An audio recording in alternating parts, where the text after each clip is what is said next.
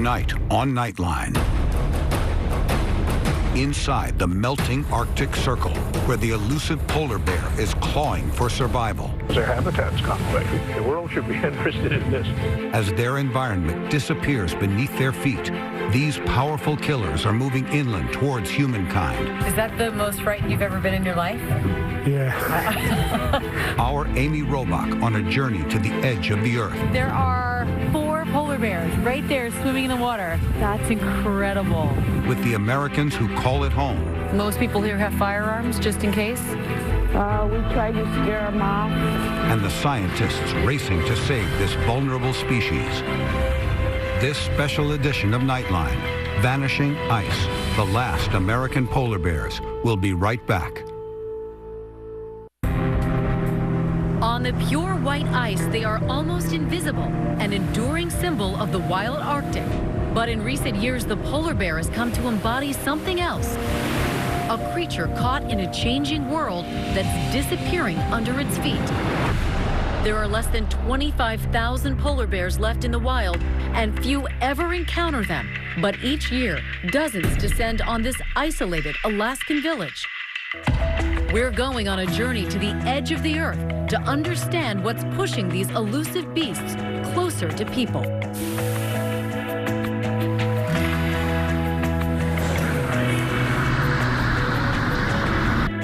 We are going to fly right over the Arctic Circle up to Barter Island. Welcome aboard, guys. Hi. So this is day 3 of travel, and we have our fingers crossed because we're hopeful that we're actually going to get up there today to see the polar bears. Here we go.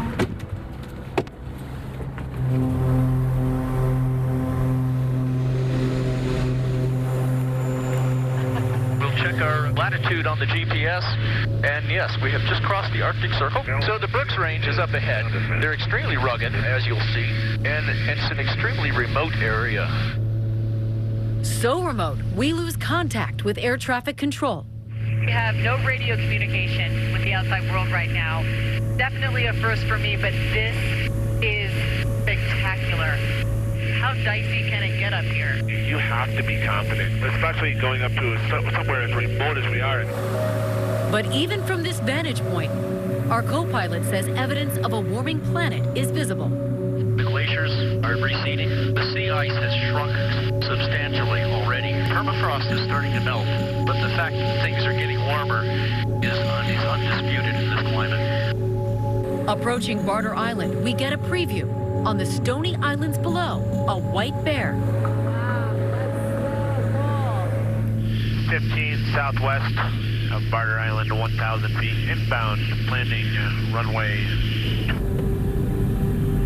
Wow, we finally made it. Woo. The village of Kaktovik, Alaska, on Barter Island, population 239.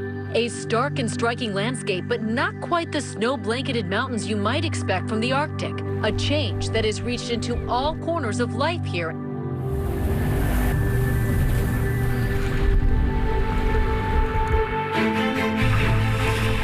It's not long before we see what we came for.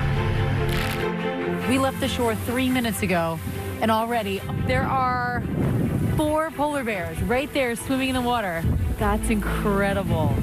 Wow. I mean, what are we, 50 feet from them? We're pretty darn close. 1, 2, 3, 4 polar bears. A mother with her triplets. These bears, a drab shade of brown, wearing the signs of spending so much time on muddied land. Wow. You say you often see them playing with each other? Every day. Every day. Our captain, Bruce Inglangasak, says these bears are here because they are waiting for the sea ice to return. The frozen surface of the Arctic Ocean, where they spend most of the year feeding on seals. They're just conserving energy. They know they got a long wait for freeze-up.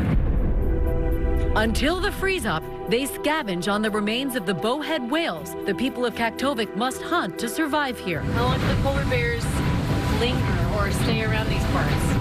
Well, every year, in the fall time, they'll hang out here till it's mid-November, and then when the ice starts forming out in the ocean, when that starts happening, the seals go on the ice, and it's where the polar bears get their seals, is on the ice. And If that ice is not there, they don't get nothing. The bears used to spend just 3 weeks on land, but today they are stranded for nearly 3 months because the ice is staying melted longer. Scientists say it's due to global warming. In this part of the world, the sea ice is declining at a rate of 9% a decade, a dramatic number for polar bear conservationists. Scientist Dr. Todd Atwood and his team tranquilized the bears from helicopters, collecting samples. The gate looked like a male. Studying how climate change is affecting these bears. Helps with warmth and friction, I think. Traction. Those beautiful claws. We spend about 45 to 50 minutes with each bear that we capture. We collect a variety of samples, a bunch of body measurements so we can measure physical stature and how physical stature might be changing through time. Probably right on the cusp of being an adult. And we gave him 7 cc's, which is the standard dosage for a bear of this size. I think the most surprising thing for me personally has been the complexity of their behaviors. You know, we've seen them adapt to some pretty dramatic changes in the Arctic sea ice ecosystem. We're seeing them use terrestrial habitats to an extent that we didn't expect them to be able to use. And we're seeing them switch to certain food items that we didn't expect them to switch to. We can characterize stress using hair samples, and we can relate that to how the environment has changed around polar bears to determine if those environmental changes are causing an increase in stress levels. Currently, polar bears are categorized as a vulnerable species, meaning they have a high risk of endangerment in the wild. Looking for polar bears out here on the sea ice is about learning to read the signs of their passing. And just here behind me are some very, very fresh bear tracks. And in most places of the world, polar bears are incredibly difficult to find. But it's a rare sighting. Wow. The grueling hunt demonstrated in the documentary Ghosts of the Arctic. But in Kaktovik, the direct access and sheer number of bears has sparked a tourist boom. Visitors like Ed Bennett fly in, hoping to snap the perfect picture. What makes it worth it to me is simply seeing a beautiful white bear walking along a beach who's basically here only because the ice hasn't frozen yet. Ice that would have frozen years ago. Here we are, unbelievably close to these bears. See the cubs running? They're so cute. Oh my God, he's looking right at us. But thankfully, the water offers us some security. So we're safe here on the water. We're safe right here on the water. I am glad I am safely on this boat. On land, it can be a different story, as Bruce knows all too well. And then this happened. I was standing beside him for about a good 3 seconds. And you didn't even know he was there? I didn't know he was was so there. quiet when he approached. Is that the most frightened you've ever been in your life? Yeah. I would think so. The opportunity to get a closer look on land is too tempting. So as twilight falls, we set out by SUV. I mean, that's just spectacular right there. It's so pretty. To the bone pile where the hungry polar bears feast. We are here right by what the locals call the bone pit, and that's where whale carcasses have been left for years and years and years. And the polar bears come at dusk and feed on what's left of the bones. Our guide tells us we can get a few shots, but we have to be ready to make a quick escape. We were told that we could get out of the vehicle as long as we were near the vehicle, and if we heard him say get in, we had to run. No, hey, I need one more shot, or I've almost got what I need. He said you'll have to run straight back to the car, though you just don't know where they're coming from, and they move very quickly, so we would have to move very quickly as well. Though these bears are cute, they can be deadly. In 2013, a BBC wildlife photographer captured the sheer power of a polar bear attack from inside a glass case. One of the most powerful animals on the planet, one of the most intimidating animals on the planet, and one of the few animals that actually see us as food. The male bears can weigh up to 1,500 pounds and stand at over 9 feet tall, 5 times larger than a black bear. They can charge at 25 miles per hour, and their bite force is an astounding 1,200 pounds per square inch. Though all they need to kill is one swipe of their massive paw. Oh, I see some over there, too. Standing so close to these powerful creatures is awe-inspiring. But our guide, Robert Thompson, says it is a bittersweet opportunity. When I first came here, the pack ice was in sight of the shore all summer. Now there's 150 miles of water and more in some places. And that has a huge impact on the polar bears. That's why we have a lot of polar bears here. Their habitat's going away. They don't all make it. This Beaufort population is now down from 1,200 to 900 in the last 10 years. So we've been hunting whales for probably 10,000 years. So they're not coming here because of the bones and remains of the whales that we catch. They're coming because their habitat's gone away. The world should be interested in this. But while we're at the bone pile, Oh, they're right over there.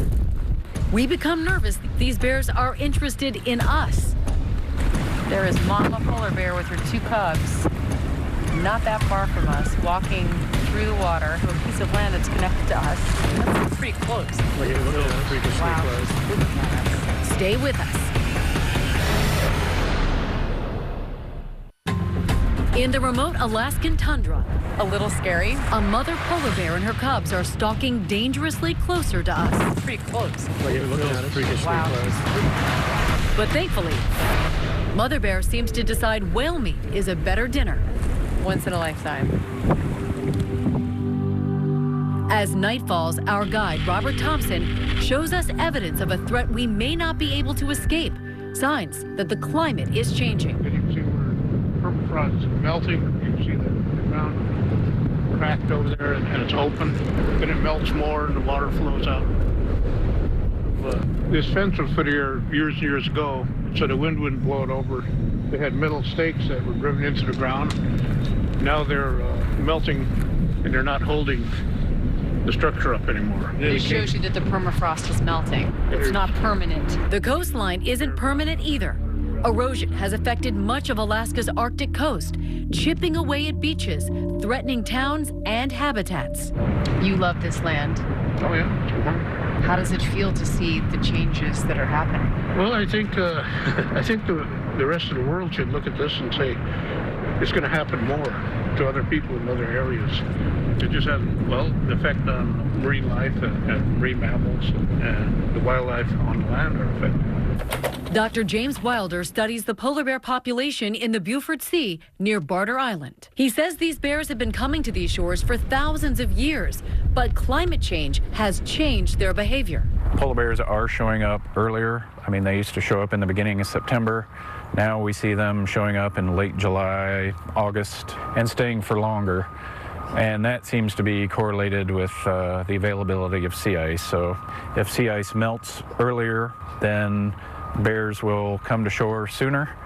And if it forms later in the fall, then they aggregate on the coast for longer periods of time. Less ice is not good for us. We're used to ice out there hunting the whale. For the people of Kaktovik, their way of life is at risk as well. This is the road I grew up on, the main road. Marie Rexford is a witness to the changes wrought by rising temperatures. Good attraction for all the tourists. To us, they're a nuisance. They can smell your good food anywhere. They had broken down our door to our cellar. For centuries, residents stored the whales they hunted in the permafrost, a natural underground freezer. Most of the ice cellars filled up with water, and it's hard to keep them going. But you used to have natural ice cellars that have now melted? They washed out. Erosion got all of them. They're all gone. And now you've got containers. Relying on the earth for sustenance is something the people of Kaktovik need to do, because even though there is a grocery store here, that doesn't mean groceries are accessible for everyone. $21 for a bottle of lotion. Everywhere you look, prices are about 3 times. $34 for conditioner. It's tough. The prices are a lot higher. How challenging is it to keep your store stocked here on Barter Island? The planes are fully loaded with tourists, and they're not bringing in, we're slowly getting in our mail and our groceries. It costs so much for you to get everything here. Yeah. My prices are just crazy sometimes. Another concern here is safety. While the locals know what to do about bears, most people here have firearms just in case? We try to scare them off before anything else. The mayor worries visitors won't. They don't really understand that they're wild animals and their demeanor can change just just like that. Right. I mean, you all live among them, with them. You understand. It can get crazy when they start coming in, especially when they finish all the blubber at the bone pile. They'll end up start coming into the town looking for scraps. So yeah. They're hungry. And they're smart animals. Bears coming into town proving to be such a problem, there was a polar bear patrol that sweeps the streets. This bear rummaging through garbage, another peering into a window. I used to lock up with a bar that went from across. And our hotel's manager shows us how she locks the bears out at the end of her shift. And that's why I do it, so bears can't get in here.